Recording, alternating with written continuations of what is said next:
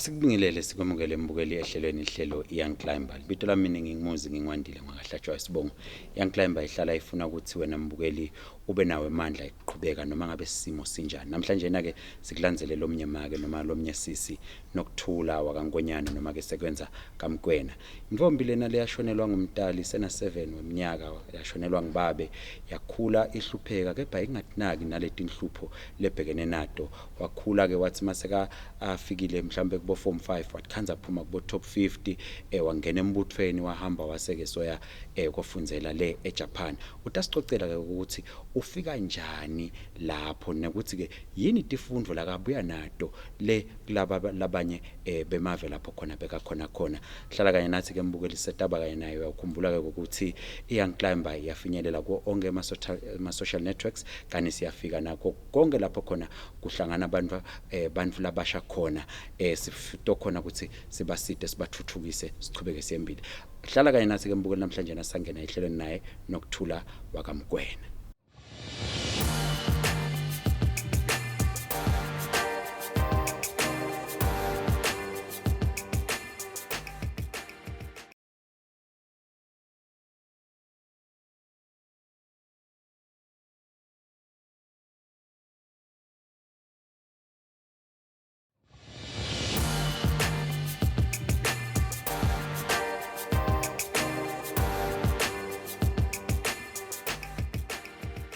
Njengalokho besishilo ke mbukeli ukuthi namhlanje na ehlelweni sinayelana make Mokoena Nokuthula awakangonyane yena make Mokoena asicale nje mhlambe sibonge ukuthi usakhelele lithuba ukuthi ube kanye nathi ehlelweni Young Climber mhlambe ke futhi kafuphi uke nje usinike sithombe sekuthi make Mokoena usuka phi in terms of kufunza utawushanje kabala letingoni letinzathu longishaya letona ukuthi primary kuphi kanjalo.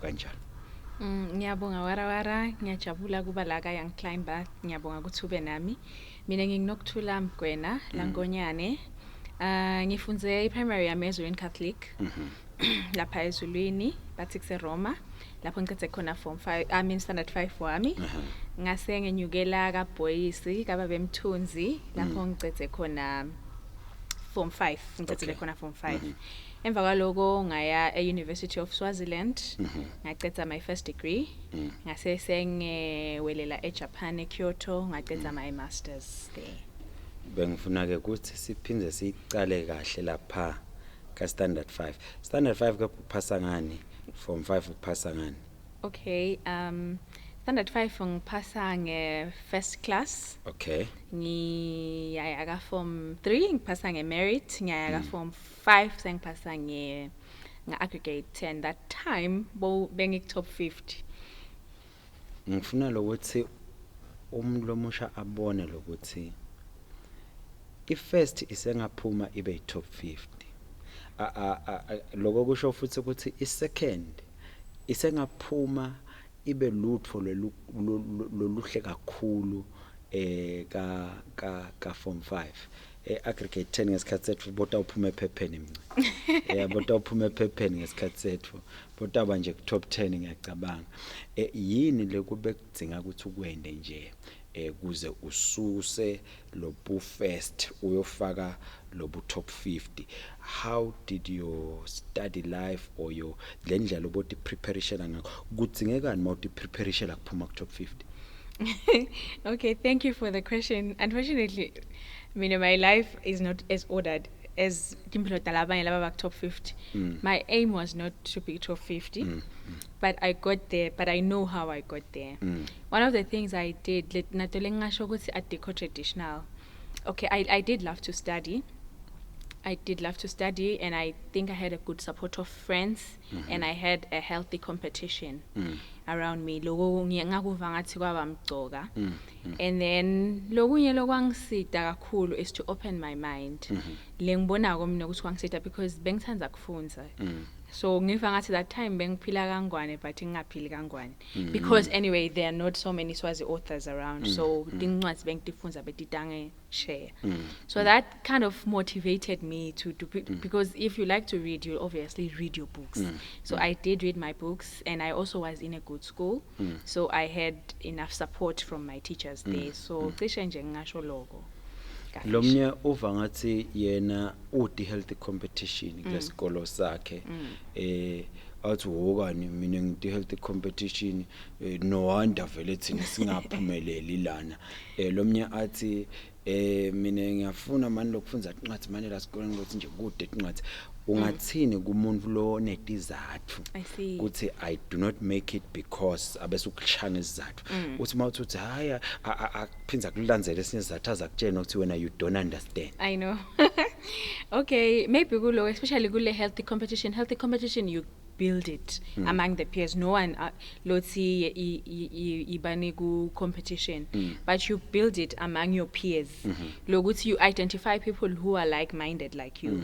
You study together nani phinda ngicela study together nakaphuma ama test phinda niyabuka ukuthi yey wena wende kanjani. That just gives you ukuthi yey angifuni ukuthi mangifika ekhaya sasishaya kanye kanye bese ngiyalala cause yey bobani bata bese bayangihlula ayibonve kanjani. So that's what you build yourself. Like you can't make an excuse in a healthy competition because you can take an initiative to do that.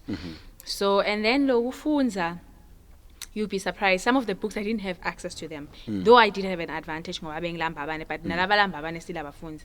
But letinye bengithola ukuthi kamakhelwane batibolekile and overnight noba nayibamboleke 2 days. Ufuna mina ngifunze overnight nakalele yena sasa ngibe ngicedzile ngiyibuyisele emuva. So even then I sought out ukuthi what can I read. Even I had this insatiable need to read when in those years. So that's what I did. So you can get material from anywhere. Identify lokufunako and you can read. Nyalo ke bamfu bagu even on like they have the internet, you know. So it's in our time we didn't have that. It's even much more things that you can read than we'd had. It was hard copy, so we were always seeking out the books. Nalokuthi nje nyalo sebakhona bo YouTube sebayakufunzisa. Yeah, but I still say the written word is for me. I thought that the written word was more. Lokuthu kumnanzi lokulivala iphepha lithi. But I thought that the absorption also and the retention was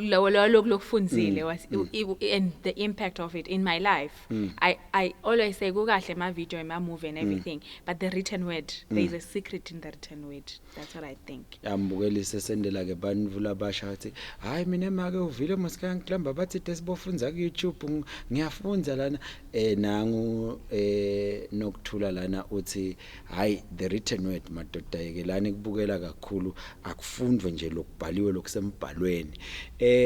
Lomunye Nokuthula uthi hayi wena kumbe ngilokuthi babo wakho makwakho vele bebakuhlalise kusospan bakutholela tonke izinto leti kahle tikolo leti right ekhaya bumadima lobhekene nabo lokudinga ukuthi overcome as a student or as an ambitious young person kube yinje. So in my case, maybe kukhula kwami ngikhule I had a very good childhood ngasho njalo because of my mom. But otherwise I was an orphan at the age of 7. My dad died through a car accident akagulanga nekugula sabuya nje and then he was gone. You know, but then luckily I had a strong mother. Lo enda ukuthi it's only now that I look back I'm like you know, but I was so I didn't have a really good background. Now but I was sheltered to the point that I didn't even notice. Yes, so logo ke kungisitile, but some other people don't have the resilient parent that I had. So mina ngikhuliswe a single parent but very resilient like our Swazi mothers are. But if you don't have that, I can also say that I also was strong-willed. Mina nje. And lokwangsidda maybe ngilokuthe khabe ku TV ku ini, so I couldn't compare because besibuka TV local, so I couldn't compare. My mind was just here and la bengifuna kuya khona. Yeah, but so I was always wanting to go somewhere because of the things that I was reading. So that made me ukuthi noma ngabe benginelijezi lelidzabukile noma ngabe my uniform didn't fit ngake ngabitwa ngilomunye nje makhelwane wathi how sisibuya ngilokuphi uniform bengifunza ka boys. Now looking back kwabuka wamangala ukuthi how wasuyangiphi, but the way I was unaware of it. So nyalo ngisho ukuthi don't compare yourself kulo mufu lo seceleni kwakho if wena songene kuleyo trap yokuthi hamnise ngesaba nekuphuma kunje and stuff. So mina ngibe ngilomflow ukuthi nabahlangana bakhuluma ngegenerations I had nothing to talk about. So bengivele ngithi keep and find a novel to read. Yeah, but that was how I survived. Ngabakhuluma ngebekusedelisa lo bekunale kunye sengakukhohlwa because anyway I wasn't watching it. Lokuthi bengidadisha ngelikhandle bengihlamba babane ngikhuluma babane yabo nanya lokusendeka but mina ngicethe ngaze ngaye university solo ngidadisha ngelikhandlela, you know. So but I didn't find and bekude la ngikucabange khona until I just had time to sit down and look back kuba like oh I didn't really have you know. So kuyasita lokuthi find your interest, absorb yourself. Life is beyond what is here. You can capture yourself with your dreams and that ngiva ngathi kuyasita. Ngichazwa ngilendzaba yekuthi capture with your dream leliphupho lakho likwende uphile in a world in a dream world naletinvo leti nalamanyeva la kakuhlabako ukhanze kusinawo awusawanaki awusawaboni lomnye uthatha amine vele ngikhanyisa ngelikhandlela ngihlala embabane vele kufanele lomnye athi mina vele na make makhelwane uzwabona ukuthi mina uniform yami inenkinga wazi wangipha vele ngiyahlupheka. But nangu Nokuthula namhlanje namlomusha uthi tamitimo betikhona tilikhuni futhi ngingacoca ngize ngiyawufika khashane ngato, but I chose to focus on my dream. Lijezi malidzabukile, it is fine, my time is coming, I will be able to reach my dream and I will make sure ukuthi lijezi lengiligqokako akusilo lelidzabukile. Mhlambe nje Nokuthula asesike sithi nje your advice to a lady lova ngathi yena uyahlupheka makwakhe mhlambe nayo ushonelwe ngimake but abese sobuya sotoba i-challenge la kumntali vele wena maka usinake vele wena make kube nje baba usekhona ngabe ungathini envombadaneni especially. Okay, I do believe ukuthi it is a right for everyone ukuthi anakwe umntali wakhe, so that's a right. But if wena ubona ukuthi okay maybe it's impossible because most instances in our country it's impossible. So what you can do mabakuniyetile lethuba leke esikolweni because nyalo ukhanzo batali bakhona ukufaka bo well vision bakufake lapha nalapha, so masunalo lethuba lelo that's ngiva ngathi that's one of the best gifts now kule society la Kangwane because it's a very competitive society. So bafunzi babo understand le live lesiphila kilo ukuthi la Kangwane bantu ba kufunza nje ufika form 5 it's very important. Kanze ukuthi maybe in another country lengaladi bongangena nakuphi nga form 3 but la Kangwane it's very competitive. So mawunalo just have the dream ukuthi kufanele ngikhethe isikolo, but then wena awusafani nalomunye yabo lo maybe lo hleli kuphi kade besithi Beverly Hills asathi noma isekhona in la Kangwane noma bothembelihle. So when you have too much to fight for because when you have to salvage yourself from the situation that life has put you gigo but ngithemba ukuthi uNkulunkulu naye usuka kwethembile. So when I have to put extra strength, I believe that kuthi kufanele umufu you put extra strength and in as much as the excuses are there but you can still fight. Mawukhona lokho esikolweni uvuke esikolweni nalo lethuba lelo make use kuthi ngiphume kahle ka form 5 so that I can get somewhere, and I can say that maybe briefly. Mbukeli uyibeka kanjalo Nokuthula, kukhona lokunye la tabuya sitshele kona ukuthi le eJapan sifika njani nathi siyakhona ukukhuluma sibone abantu basema ngesheya kwetilwandle sikwenta njani konke lokho utasitshela ke konke lokho masibuya ekhefini kwanyalo sisathi shelele ekhefini.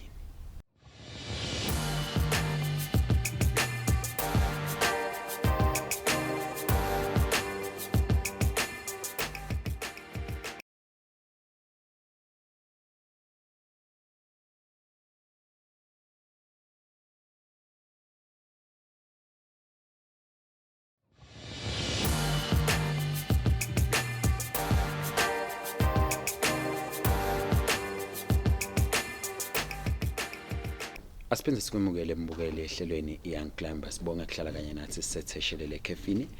Uyakhumbula ke mbukeli ukuthi la kaYoung Climber namhlanje nasina Nokuthula Mokoena le bathi ni ngonyane ulangonyane usicocele ke indzaba ukuthi asakhula kwashona babe wafunza naye wadibana nalobunye bumatima nje beka ngabinaki ngenxa yokuthi kumbe beka divalele kakhulu kuleli phupho lakhe naletindo lakafise kuti achieve empilweni wathi ke wathola ifirst ka standard 5 kepha wasidikhanza sekaphuma ku top 50 makafika ka form 5 futhi ke lokwamsita kufika lapho bekude bo TV nini yena beka ngabukela iTV nini but incansi namhla ngabe ubukela iYoung Climber kuphela bese ke soyabuka so ubuyele etincwadzini takhe Nokuthula sikuvela na usitshela masingene ehlelweni ngokuthi uke wafika lapha eJapan bantu bathi ukuthi scholarship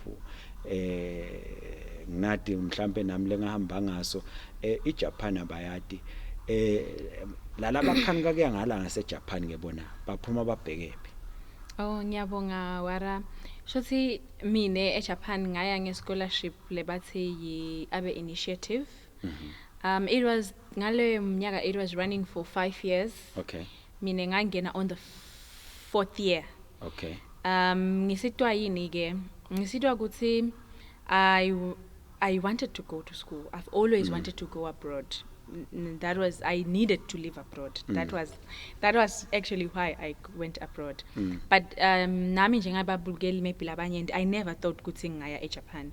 So I always thought okay UK, Australia, America, US and then Taiwan came ngathi khathi so nakhona ngazama but then ngayekela emkhathini because I got another opportunity to go to do something else.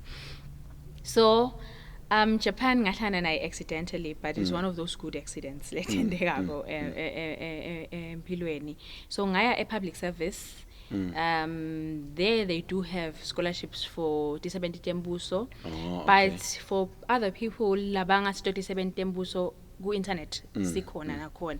But mina that's how I knew about the other initiative program. So and then I applied and I went to Japan. So amanye avenues of going to Japan ngicabanga ukuthi akhona I once heard ukuthi sikhona for high school students. So if they can go by your inquiry, it's a merit-based scholarship. Guti baye, but I think through our government somehow. But I never heard when.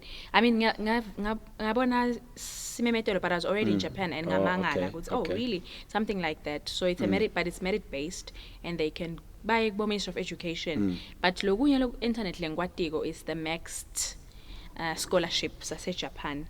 Awukhaqeke next ngoba thina kaYoung Climber sithandza lokuthi lo muntu maliphela nje lehlelo ashone khona avela shone khona ayikhanzele nda utazi lo next angeva kahle bathi the next noma bathi yini lo next. Okay, ngathi it's a scholarship from the Ministry of Education in Japan. Okay. It's an international scholarship so kubitwa students from all over the world. So of which students from Swaziland can also apply and they are always underrepresented. So for example, I met only one guy lengmatiko lo ahamba ngeMax scholar lo asebenzisa iMax scholarship. Other Swazis they don't really use the Max scholarship. I think emaswati agasati. So ngathanza ukuthi basati khona lesinye lesekuthiwa Ashinaga. Ashinaga you can go to any country in the world but also Japan you can go with the Ashinaga scholarship. So if uphuma Ashinaga and you want to go to Japan, you can choose a university in Japan in that scholarship or anywhere in the world. Yes, and then the Abe initiative was running for 5 years but it's also running because the program was successful. And I do recommend the Abe initiative. That's the scholarship I went ngaso. Lo Abe umele ukuthi African business education. So that means that you can do anything you want to do in Japan. But while you do it, the government of Japan also tries to teach you a few things about Japan and their business on the side.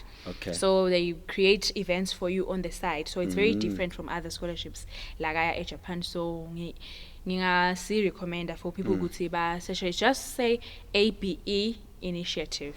then ubese soyangena lapha On the website. soyahlola now But also, it's only for masters.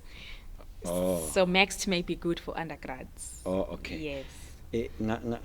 Naku nguva uthi nawe bosolufuna kuya le emaveni mhlambe asesiqale okay lokunye lengifuna siphinde sikukhulumise ezusaphendula lokuthi lengaphi ekufuna kuphuma la khaya mawucabanga ngesingowe sakho kubangwa yini ngoba nakusohambile wabuya ke bhana masole ngaphandle ubese ubonani lele ulothi masobuka leli vela la khaya ubona ukuthi yati ke mhlawumbe maybe the grass is not that green la ngaphandle mhlawumbe nathi sinawo nathi emafatha lamahle lapha lesingakhona ukuthi umuntu akaphinza abuyele ekhaya.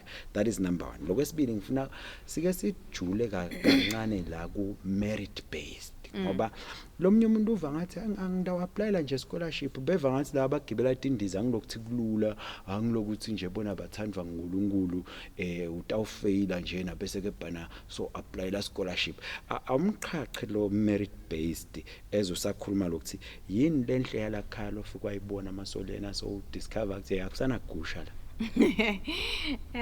Okay, thank you so much. Okay, asengicale ngalo merit based. Okay, merit based. Merit based scholarship tihlukene. Kukhona and this is very important. Lokuthi sik understand sibamhlabasha. Kukhona le merit based. That means that you need to be an A or B an A or B student. Yeah. Yes, that is merit based. Lokusho ukuthi you need to do well. Go A levels or your form 5. Yes, and then kubese kuba khona letinye leti hambisana ne leadership sengabekisa noma leti hambisana ne business noma leti hambisana. Those usually are not merit based, but they need you to be part of something. So noma kumcoka lokudadisha, I think this is very important for me to say. Noma kumcoka lokudadisha, but one of the things umhlaba losatibukile, it's not nje lo muntu wathi incwadi kuphela noma physics, but they want people who will impact societies. Okay. So usually laba who only study, they can solve problems, but kutifaka ke manje into the society, they usually abakhona. Okay. So ngiko sekakhona nemathuba for students labangeke babe ma A students, but ukhanze ukuthi because of their openness to their social environment. So naloko you don't really sometimes ufuna be merit based kuphela, so the opportunities sekakhona for all the students manje. Okay. Yes, so naloko ke singakunaka. And then ke kuya kwami eJapan, I can say that Japan is still one of the few countries where it's really green. Yeah, it's a very, very good country. Ngajabula kuya khona because of they've preserved who they are as a people. Ngakuthandza logo. Phinze baya hamba nale modernization ne industrialization. Okay. So kwenda kuthi lenfo yabo is ibe pure. Phinze ibe ku like 22nd century. So that's where they are. But lenga realize ake mina lokungenda kuthi ngifune kubuya ekhaya. I learned a lot ngafunza lokunengi from the Japanese because they built their nation. Okay. Ngibo labatakhela live labo yabo.